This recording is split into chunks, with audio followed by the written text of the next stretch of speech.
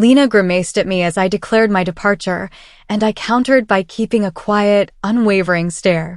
Our discussion had centered on the firm's plan to reduce staff costs, specifically targeting those allegedly misusing overtime compensation. Martin also appeared to enjoy the idea of decreasing expenditures.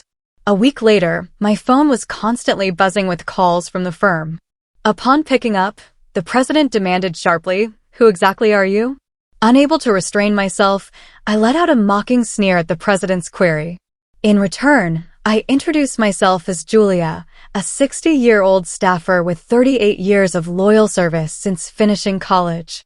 I detailed our firm's function in delivering administrative services, especially tailored for occupied corporate presidents, with a focus on tax-related tasks.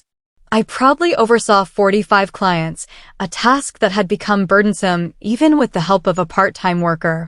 Despite the hurdles, I displayed no vulnerability. Our clients were established relationships, and their struggles ignited my resolve.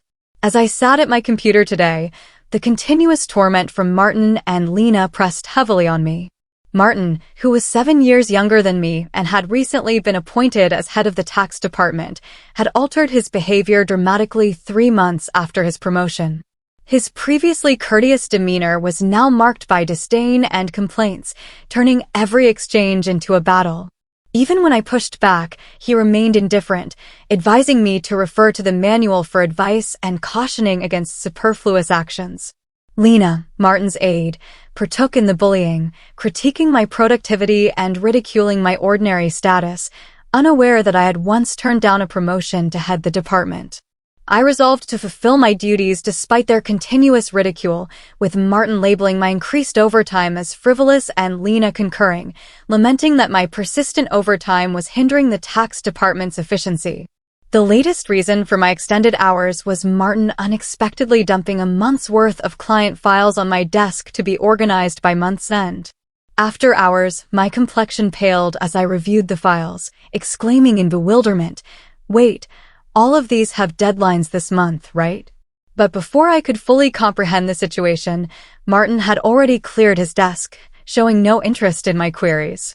"I'm off, handle those," he said nonchalantly as he briskly exited, leaving me swamped with urgent responsibilities. Lena, following his lead, exacerbated the situation with a derisive chuckle. The absurdity of the scenario overwhelmed me, and I exhaled deeply as I began sorting through the client files on my desk. To my dismay, several files were initially Lena's duty. The deeper sigh that followed my realization explained the relentless bullying from Martin. They were pushing for my early retirement.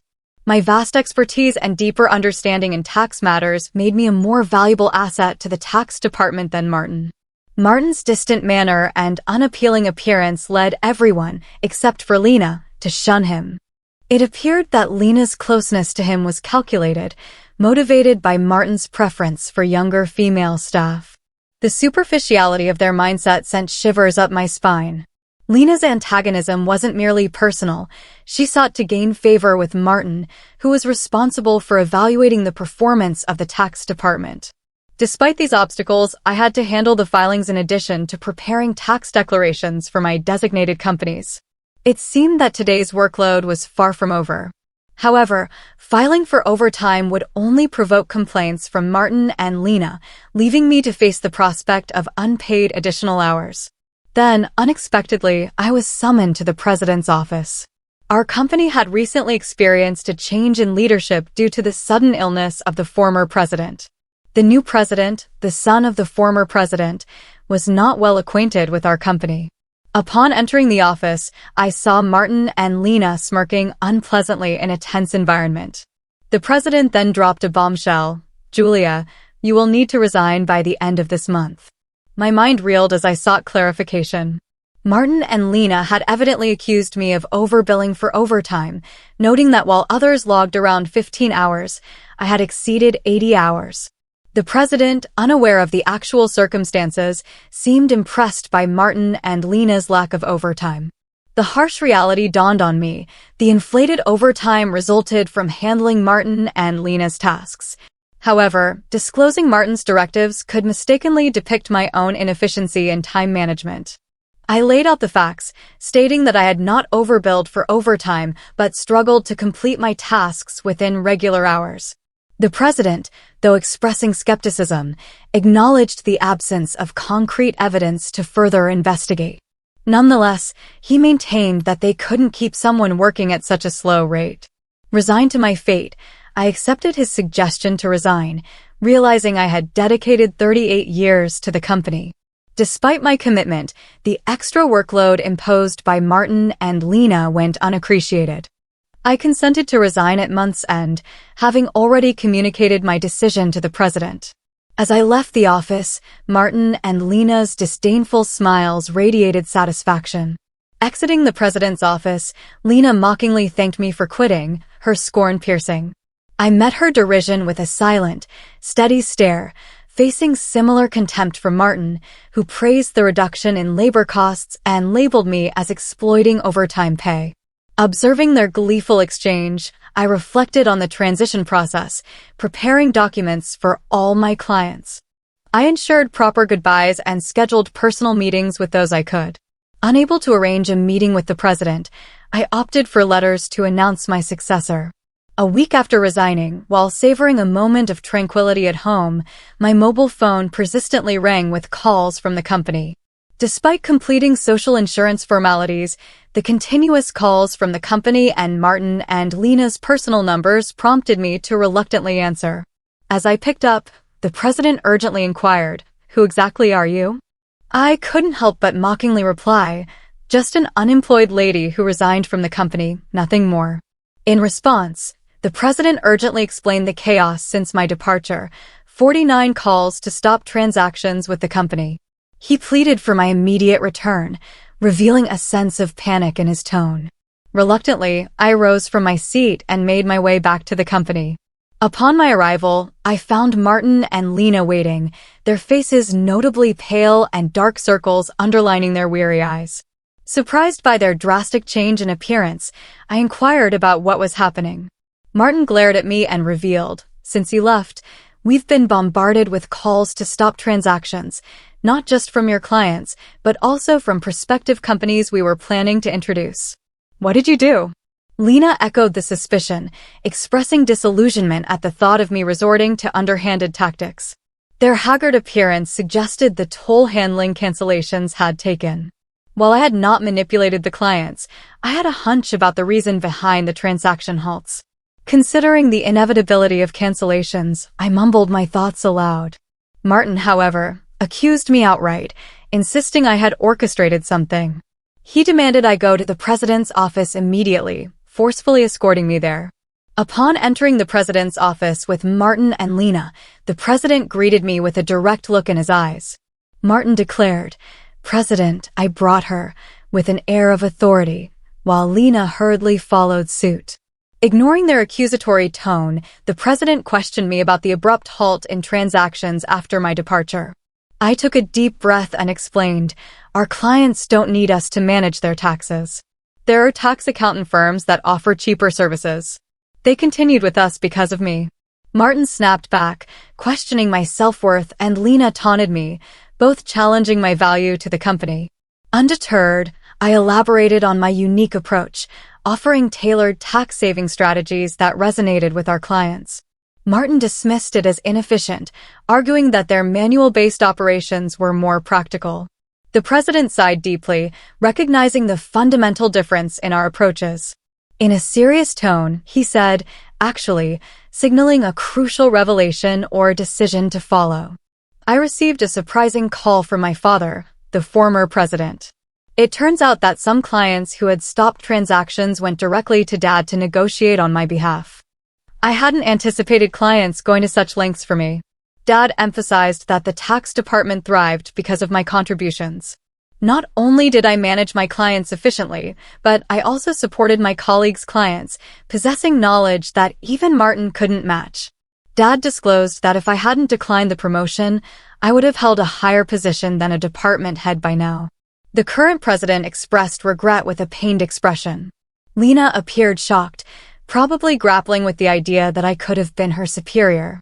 The president apologized for making me resign initially and asked if I would consider revoking my resignation. According to Dad, I was indispensable to the company. While I appreciated the change in the president's perspective, I hesitated to accept. Martin, visibly upset, interrupted our conversation, protesting the president's decision and questioning why I was chosen over him. Lena echoed his sentiments, praising Martin's leadership and expressing disbelief at the preference for me. The president then sternly addressed them, revealing that since my resignation, numerous complaints had been received from the tax department, suggesting they had been shifting their workload onto others. Martin's face turned pale as the president exposed the fact that he had been pushing the preparation of client declaration forms onto subordinates, including tasks that were Lena's responsibility for multiple clients. The president pointed out the irony, considering Martin had accused me of being a salary thief. Observing Martin and Lena's pale expressions, the president continued by revealing an alleged leak about their romantic involvement. Martin struggled to defend himself, claiming he was merely mentoring Lena as her superior. However, the president produced receipts from the accounting department indicating dining expenses filed by Martin. Confronted with evidence, Martin, sweating profusely, was unable to provide a convincing explanation. Lena, too, turned ghostly pale as the president accused them of neglecting their duties, inflating expense claims, and violating company policy by having an affair in the office while being married. In a calm and straightforward manner, the president declared the termination of their employment effective immediately. Martin and Lena tried to resist, promising to retract the receipt claims and pleading for their jobs. "I have a family," Martin desperately pleaded, attempting to reverse his termination. Lena echoed his sentiments, carefully expressing her fear of being fired. She promised to apologize to me and others for burdening them with work. Realizing the gravity of the situation involving neglect of duties and an affair with a supervisor, concerned about her reputation, she implored for a second chance. Sensing their desperation, I offered advice. "Why don't you stop resisting?" "It's undignified," I suggested.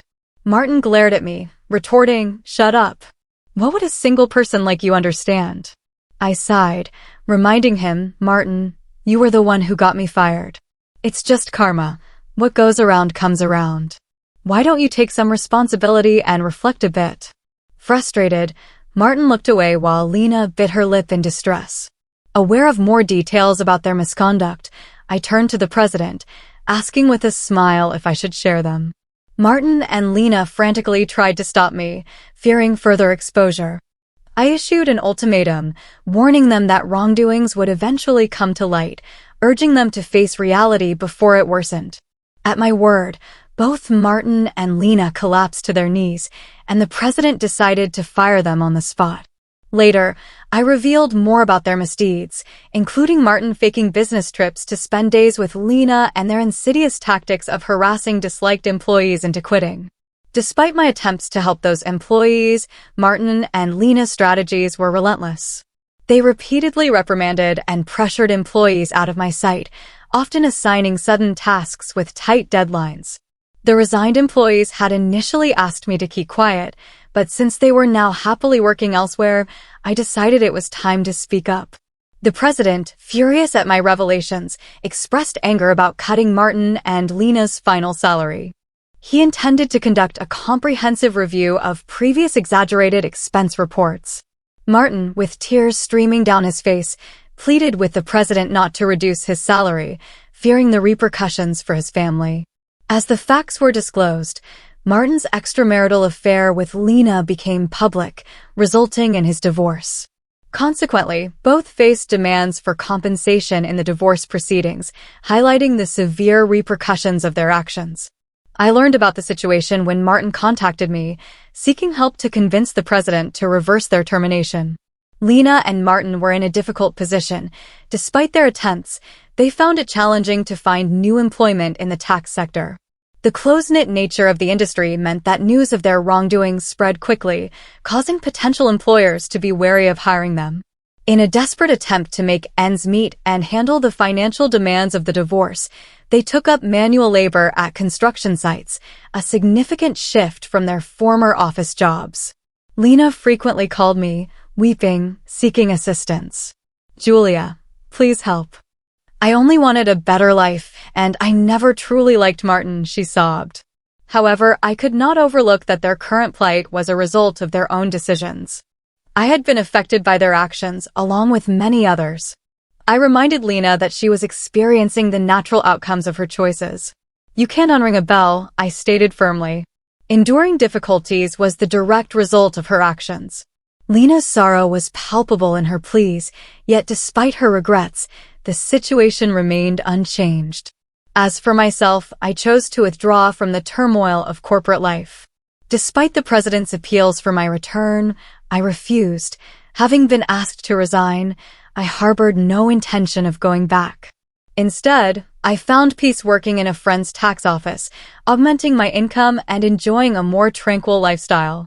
Looking ahead, I contemplated establishing my own firm, where I could attend to my clients unfettered by corporate red tape. In my own space, I could commit wholeheartedly to the needs of my clients as a tax accountant, striving to work with them as equals, offering services without a sense of superiority. This represented the start of a new chapter in my life, filled with excitement and the chance to pursue what genuinely mattered to me. My second act was just beginning, and I looked forward to the adventure that lay ahead.